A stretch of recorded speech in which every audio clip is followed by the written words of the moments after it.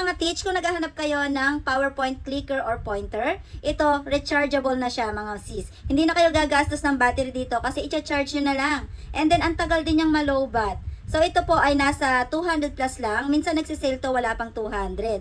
Available din ito sa 2 colors, color white and color black.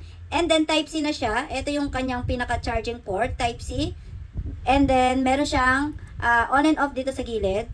Ayan. Pag nakita nyo umilaw na, okay na yan. Tapos yung receiver niya, naiwan ko dun sa may laptop. Dito nakalagay yung receiver, tatanggalin mo and then ilalagay mo sa USB port. So, meron din siyang laser. Ayan, yung kulay, panturo na kulay red. Tapos, meron siyang up and down. Ayan, makakaikot-ikot na kayo mga sis sa inyong classroom habang nagdi-discuss. Ayan, makakapunta-punta kayo sa mga bata habang nagtuturo.